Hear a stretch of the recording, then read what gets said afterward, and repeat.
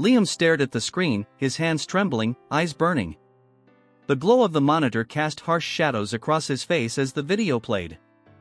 A woman's voice, soft, hopeful, spoke from the speakers. "Happy birthday, Jake," she said, her tone warm but tired. "We baked you a cake. The kids wanted to sing to you." The camera shook slightly before settling on a small kitchen, dimly lit. Two children, no older than 10, stood beside a lopsided chocolate cake with too many candles. They grinned at the lens. "We miss you. Come visit soon." Liam's breath caught. He covered his mouth with his hand, but it couldn't muffle the ragged sob that broke through. Just 48 hours earlier, he'd drained her account. Every cent.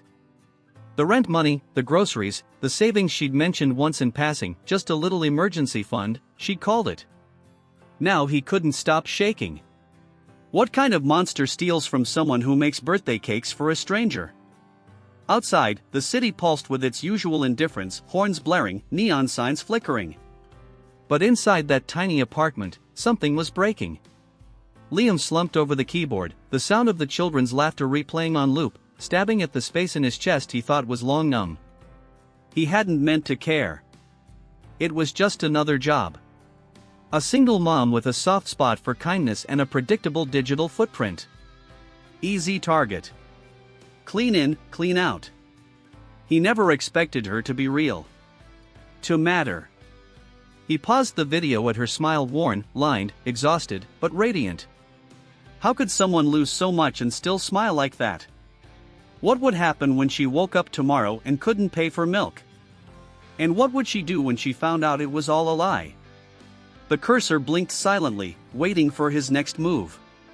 But Liam didn't move. Because for the first time in his short, cynical life, he wished he hadn't succeeded. And there was no undoing it. Not now. Not ever. Liam didn't look like a criminal. He looked like every other 17-year-old who spent too much time online, hoodie up, headphones on, face lit by the cold glow of a laptop screen. He could write code faster than most adults could type their name. But behind that keyboard, he wasn't just some bored teenager. He was running schemes. Digital ones. Silent ones. Ones that didn't leave bruises, just empty bank accounts and broken trust. To most people, Liam was invisible. He lived with his uncle in a cluttered one-bedroom apartment on the edge of a crumbling city. No one asked how he was. No one noticed the weight he carried in his eyes. He hadn't seen his mother in years. His dad had disappeared even earlier. School had become a blur, background noise to the growing obsession he had with online forums, backdoor exploits, and crypto wallets. But Liam wasn't heartless. He was just tired of being powerless. Every scam he pulled was another way of proving he existed. That he mattered. That he could take something back from a world that had taken so much from him. Some nights, he told himself the people he targeted would recover. That they had backup plans. That he was only hitting people who could afford to lose a little. But none of that was true when he found Maria. Maria was the kind of person you might pass on the street without a second thought. Shoulders slightly hunched, uniform always a bit wrinkled from the overnight shift at the diner. She moved through life with quiet persistence, holding it together with duct tape, coffee, and the kind of love only a mother can give. Her days started before sunrise. She'd leave handwritten notes on the kitchen table for her kids Emma, age 10, and Josh, 7, before rushing out the door. Eat the cereal. No fighting. Love you more than anything. Then she'd catch the bus, serve eggs and hash browns with a smile that barely masked her exhaustion, clock out at noon, go home, nap for 40 minutes, and start her second job as a cleaner by 4 p.m. She didn't complain. Not when her feet ached. Not when the electricity got shut off for a night. Not when she had to pretend the free breadsticks at work were dinner. Maria had mastered the art of survival. But what she hadn't mastered was the loneliness. Her husband, Carlos, had died in a car crash 5 years earlier.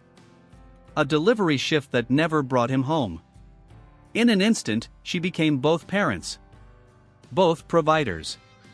Both protectors. She told herself she didn't have time to grieve. She told the kids he was watching from the stars. She cried quietly, at night, into a pillow so they wouldn't hear. So when someone named Jake messaged her on a budgeting forum, asking if she needed help understanding credit scores, she responded. She wasn't stupid. Just tired. Jake was polite, funny, attentive. He didn't flirt, not at first. He just listened. And after years of holding everything together for everyone else, Maria was starving to be heard. She told him about the kids, about the debts, about the pressure. He told her she was stronger than anyone he'd ever met. Jake made her feel seen. She didn't know Jake was really Liam. That on the other side of the screen, a teenager in a dark room was copying down every detail of her life. Mapping out her digital habits. Collecting the pieces. Liam didn't expect to feel anything for her. She was supposed to be a name. A number. A routine. But every time Maria sent a message always kind, always genuine, it chipped away at something in him. He didn't stop. Not yet. But part of him started to wonder. What kind of person smiles through that much pain? What kind of mother still tells her kids everything will be okay, even when it's clearly not? And why, out of everyone he'd ever scammed? Did this one feel different? He didn't have the answer yet. But he would. Soon. The first message was harmless. Jake. Hey, saw your post in the budgeting thread. If you want, I can show you some free tools that helped me get out of debt. No pressure. Maria paused when she saw it. The username, Jake197, meant nothing. Just another user on a forum she barely had time to scroll through between jobs. But something about the message was different. Kind. Not pushy. She replied later that night, after the kids were asleep, her aching feet propped up on the coffee table. Maria. That would be great. I'm not very good with this stuff. On the other side of the internet, Liam watched the response appear. Bingo. It always started this way, low friction, easy entry, no red flags. Build a bridge of helpfulness, walk right in. He'd done it dozens of times before. But this time, something was already off. Maria's responses weren't rushed or naive. They were thoughtful. Grateful. Human. She would apologize if she took too long to reply. She'd ask how he was doing. Within days, Jake became a fixture in her inbox. He sent her links to budgeting apps, tips on cutting subscription fees, even a spreadsheet he made just for her. She responded with excitement. Maria. Jake, I stayed up last night entering everything. It actually made me feel in control for the first time in a long while. Liam stared at the message longer than he meant to. Usually, people just said thanks and moved on. But she made it personal. Like this interaction mattered to her beyond the information being exchanged. The next day, she told him about her kids. Emma loved science and baked banana bread from scratch. Josh had trouble sleeping without a nightlight and wanted to be a firefighter. Jake replied. Sounds like superheroes. You must be doing something right. Maria. I don't know about that.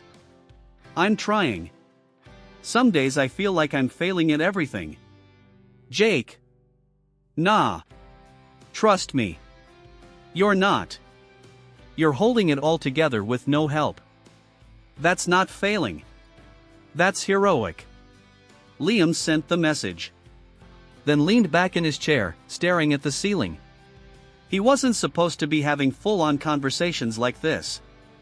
The script was always simple: build rapport, offer help, pivot to a financial excuse, and collect. But Maria didn't make it feel like a script. She made it feel real.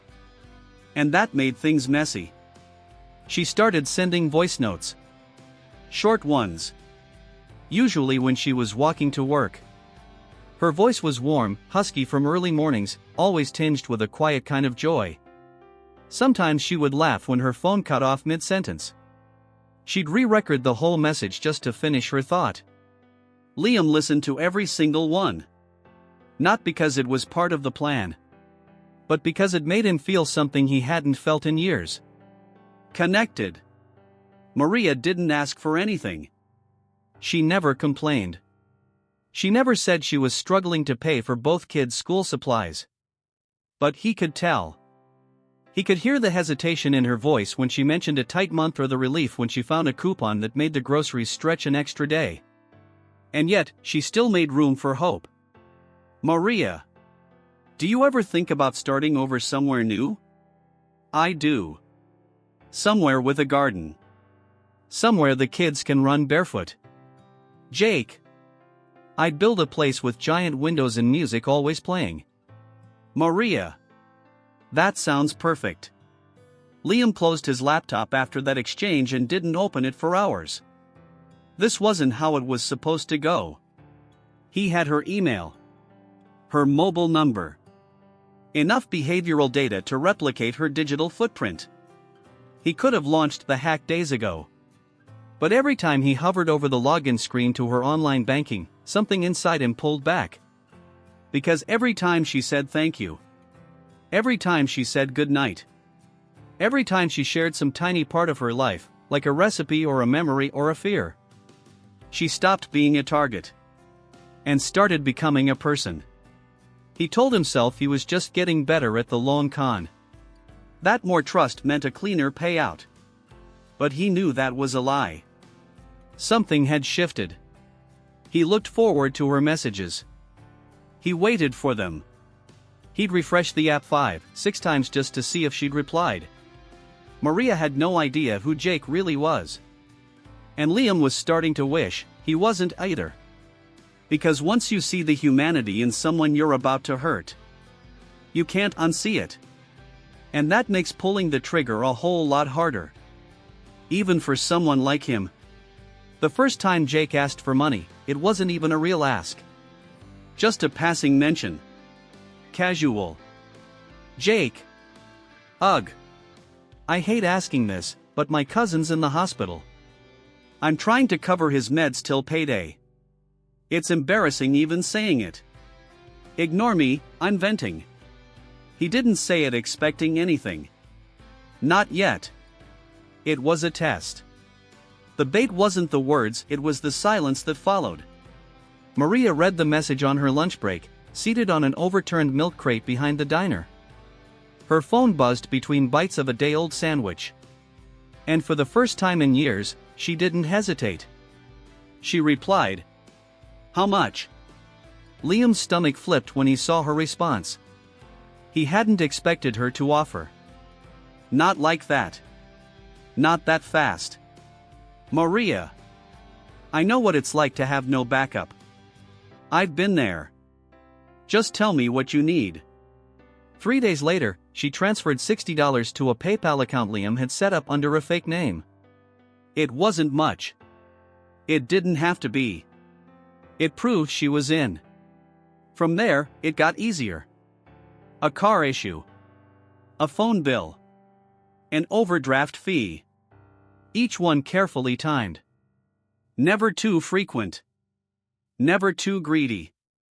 Just enough to keep the illusion alive. Maria always responded the same way. Don't worry. I've got you. She even started planning ahead. Maria. Hey, I put a little aside this week. Let me know if you need anything. She called it helping a friend. Liam called it phase 2. What she didn't know was that every Jake message she received was part of a calculated map. Liam had started tracking her logins.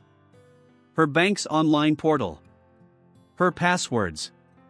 He watched her typing habits like a hunter watches movement in the brush. He didn't need to guess anymore. He knew what was in her account. He knew when her paycheck hit. He knew the gap between her income and her expenses. And the more he knew, the worse he felt. Because every message she sent made her more human. And every tool he built to steal from her made him feel less like one. But the plan was already in motion. Kenny, the older scammer who taught Liam everything, was pushing for the final move. Kenny. She's ripe. pull the trigger before she wakes up." Liam didn't respond. He stared at his screen, torn between two worlds. In one, he followed through and got out. Rent paid. New hardware. Clean break. In the other, he ghosted the job. Left the money. Burned the files. Walked away. But walking away wouldn't erase what he'd already done. He'd already made her dependent. Because Maria had started to trust Jake with more than just her money. She trusted him with her thoughts. Her dreams. Her fears. Maria. "Some nights I just sit at the kitchen table and wonder if things will ever feel easier. Maria. You make me feel like I'm not carrying everything alone." I forgot what that felt like. Every word hit Liam like a stone to the chest. She wasn't stupid. She wasn't careless. She was lonely. And that loneliness had become the opening. Liam had stepped into the hollow space in her life and filled it with lies. He didn't even need to ask anymore. She was offering him everything. And all he had to do was take it. But with every click, every script, every stolen keystroke, the weight on his chest grew heavier. Because he knew soon there'd be no going back. And the worst part? She would never see it coming. Maria didn't notice it right away. The little changes. The slow unraveling. It started with the phone. She began checking it more often, between shifts, during dinner, sometimes even while brushing her daughter's hair. Not for emails. Not for work. For him. Jake. He'd become the first voice she wanted to hear in the morning and the last one she checked in with at night. "Maria. Hope you got some rest. I dreamt I was on a beach last night. No alarm clocks. No overdue bills. Jake. You deserve that and more. One day. I promise." Somehow, the messages always came at the right time. When she was exhausted.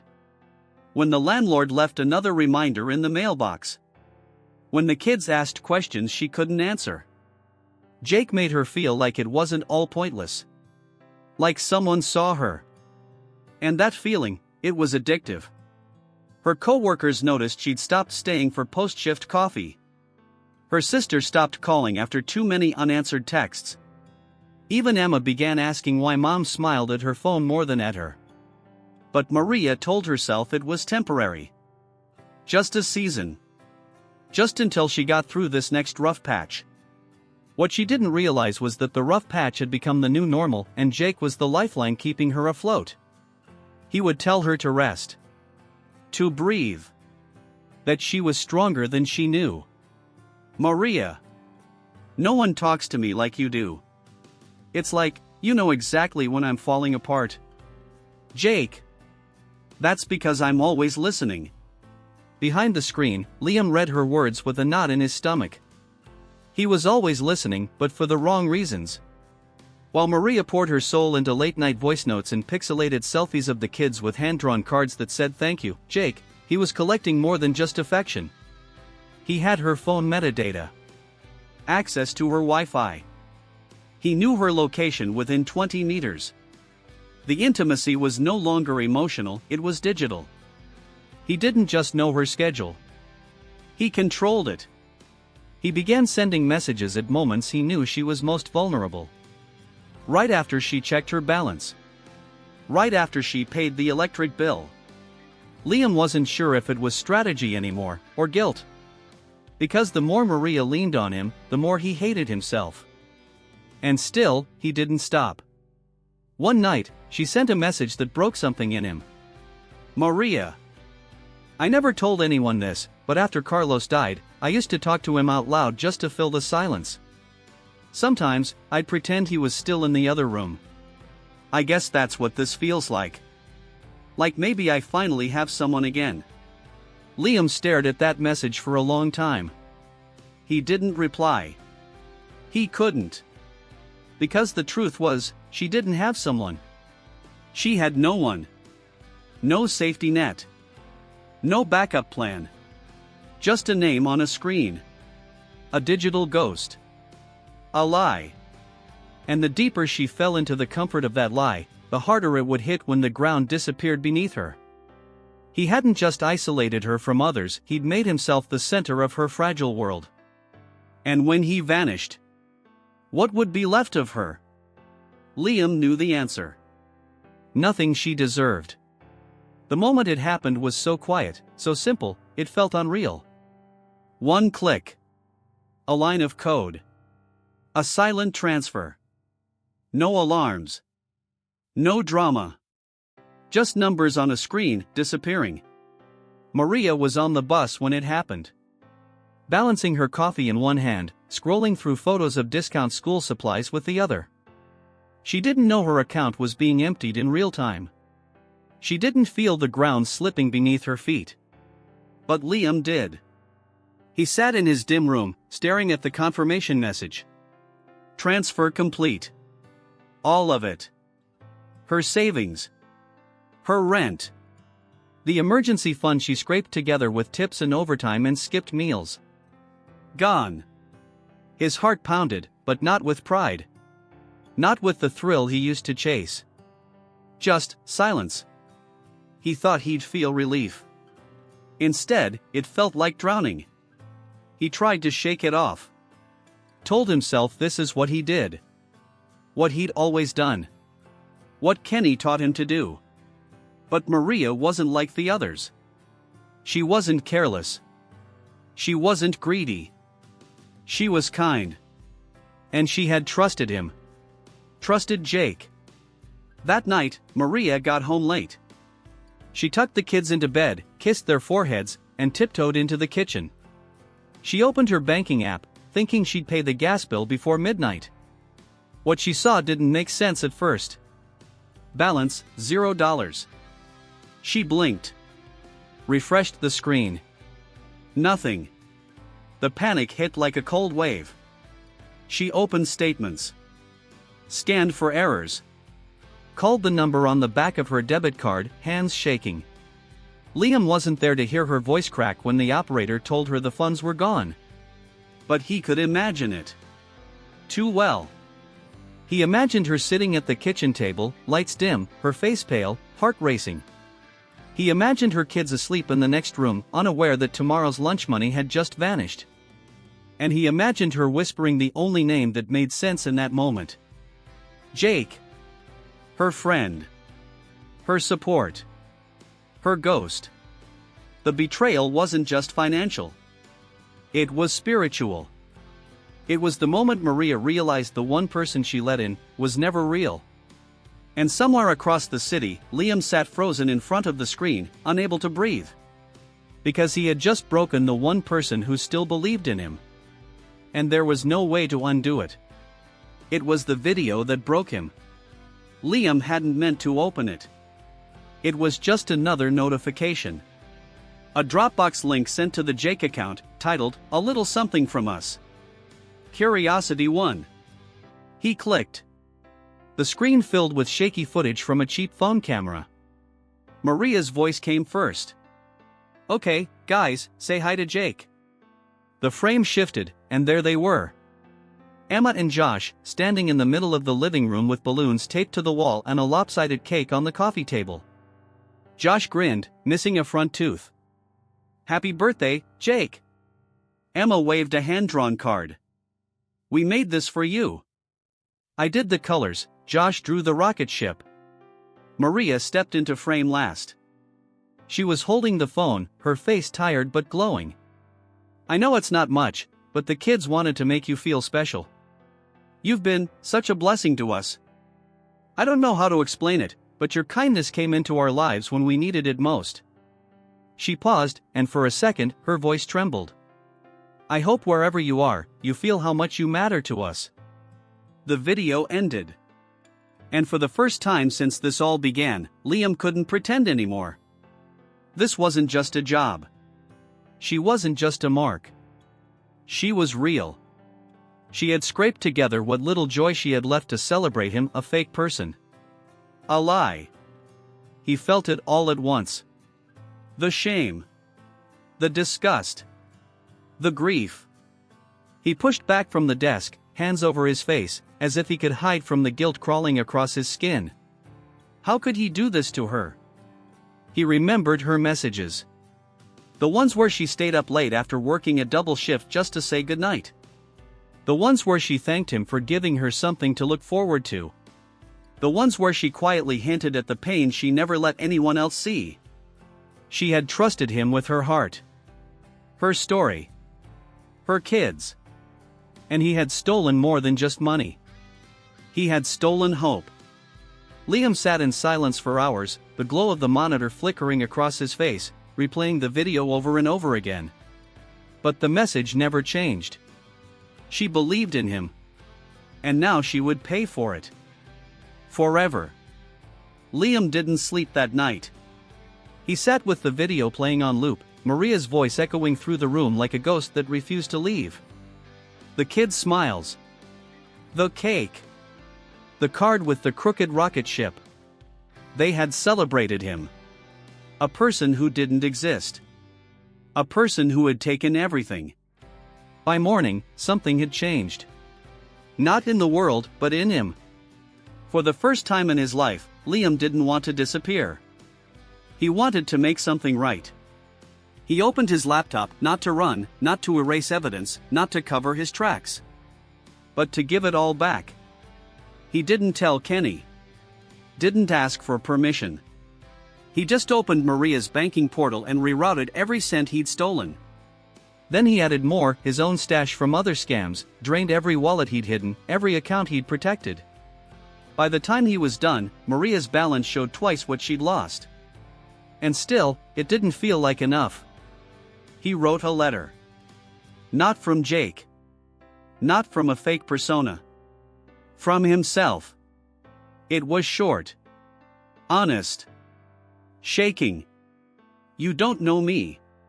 But I know you. And I know I hurt you. I took something that wasn't mine because I thought I didn't have a choice. But I did. I'm sorry. I hope this helps you breathe a little easier. You deserve more than what the world's giving you. He didn't sign it. He just printed it, folded it, and slipped it into the envelope along with a single photo he'd found on her public profile, Emma and Josh holding hands in front of a school project. Then he mailed it. No return address. No trail. Just a quiet attempt at redemption. Days later, Maria opened her mailbox and froze. A plain envelope. No stamp. No sender. Inside, the letter. The photo. And a bank notification on her phone. Deposit received, $8,219.37. She stared at the screen, lips parted, mind spinning. For a moment, she thought it was a mistake. But then she read the letter again.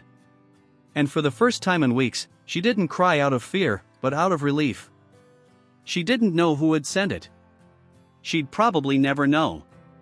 But in that quiet kitchen, with the kids asleep down the hall, she whispered one word to the silence. Thank you. And somewhere, far away, Liam heard it, though no sound was made. And for the first time since it all began, he felt like maybe, just maybe, he wasn't the villain anymore. Maria never found out who returned the money. The letter had no name. The envelope had no return address. But she didn't need to know. What mattered was that someone, somewhere, had looked at her life, her pain, her struggle, her love, and decided she was worth saving. And maybe that's what we all forget sometimes. That behind every screen is a human being. A mother fighting to keep the lights on. A kid trying to feel seen. A stranger who just needs someone to care. Maria wasn't naive. She was hopeful. And Liam? He wasn't just a hacker. He was a broken boy searching for a way to feel something real again. This wasn't a story about crime. It was a story about connection. About how easy it is to fall through the cracks. And how rare it is for someone to reach back and pull you out. So if you're watching this right now, ask yourself, who in your life might be quietly sinking? And who could you become if you decided today to stop being part of the silence? Speak up. Ask questions. Check in. Not just for the people you love, but for the ones you haven't met yet. Because sometimes, a scam isn't just a theft of money. It's a theft of trust. And sometimes, the smallest act of truth can give that trust back. Even if it's anonymous. Even if it's too late. Especially if it's not. If you found something in this story that moved you, don't keep it to yourself. Share it. Talk about it. Help someone stay one step ahead of the next scam. Because no one should have to learn the hard way that not every stranger on the internet has a heart. But some eventually grow one.